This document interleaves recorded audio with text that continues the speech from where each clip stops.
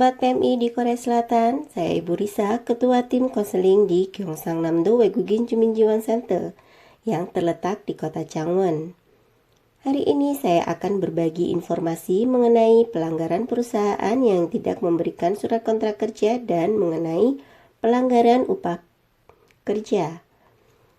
Yang pertama, bagaimana bila perusahaan tidak memberikan surat kontrak kerja? Kira-kira apakah Anda memiliki surat kontrak kerja? Apabila perusahaan tidak memberikan surat kontrak kerja pada pekerjanya, itu termasuk suatu pelanggaran hukum menurut standar Undang-Undang Ketenagakerjaan di Korea. Jika perusahaan tidak membuat kontrak kerja ataupun tidak memberikan surat kontrak pada pekerjanya, maka perusahaan akan dikenakan denda sebesar kurang dari 5 juta won. Pentingnya surat kontrak kerja adalah untuk mengetahui bagaimana Anda menandatangani perjanjian kontrak kerja, karena sebelum memulai bekerja dengan perusahaan, Anda harus melihat kontrak kerja terlebih dahulu, supaya Anda mengetahui perusahaan sudah benar mengikuti peraturan standar Undang-Undang Ketenagakerjaan atau tidaknya. Sekali lagi, apabila perusahaan tidak memberikannya kepada Anda harus memintanya. Dan apabila Anda sudah memintanya tetap tidak diberikan, Anda bisa meminta ke kantor Depnaker atau Goyong Center, atau yang biasa Anda kenal dengan Nodongbu. Yang kedua, bagaimana jika upah pokok per jam tidak dibayarkan dengan benar? Beberapa hari yang lalu, ada pekerja asing visa E74 bekerja sebagai koki di salah satu restoran Cina di Korea. Di restoran tersebut mempekerjakan 3 pekerja dengan penuh waktu. Datang ke center kami untuk berkonsultasi. Dia menyatakan bahwa sudah bekerja selama 1 tahun, tetapi selama bekerja gajinya tidak benar hitungannya. Dia menyatakan bahwa selalu bekerja selama 14 jam dalam sehari. Namun, majikannya hanya membayar berdasarkan di surat perjanjian kontrak kerja saja, yaitu 200 jam per bulan. Sudah termasuk lembur dan hari libur. Jika pernyataan pekerja benar, berarti dia sudah bekerja sebanyak 400 jam dalam sebulannya. Namun, yang sebenarnya dia hanya menerima upah setengah dari jumlah dia bekerja. Perusahaan atau usaha kecil yang mempekerjakan karyawannya di atas 5 orang dapat menerima tunjangan tambahan kerja lembur atau tunjangan masuk malam dan hari libur.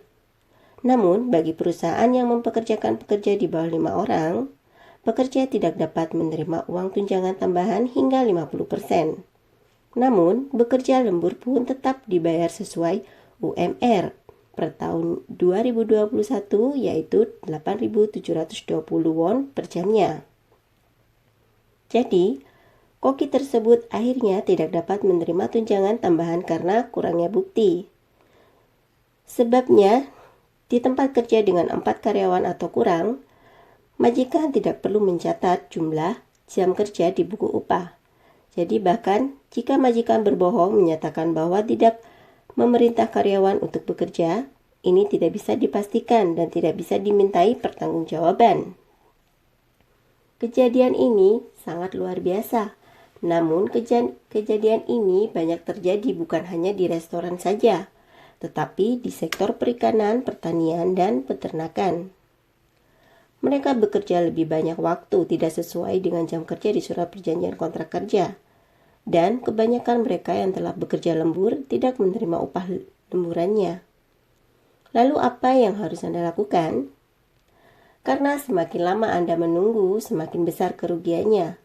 Jika dari awal Anda sudah mengetahui kalau pihak perusahaan atau majikan tidak akan membayar tunjangan tambahan lemburan sesuai jumlah jam Anda bekerja, maka saran saya, Anda harus mencatat di memo pribadi Anda dari jam berapa sampai jam berapa Anda bekerja, jam istirahat dan jam lembur, dan setiap hari memfoto atau memvideo penampilan Anda saat bekerja. Selain itu, Anda harus menyimpan surat perjanjian kontrak kerja, slip gaji, dan sering-seringlah mengeprint buku tabungan Anda. Ini semua adalah untuk bahan bukti atau mengantisipasi apabila suatu saat pihak majikan curang dalam penghitungan gaji.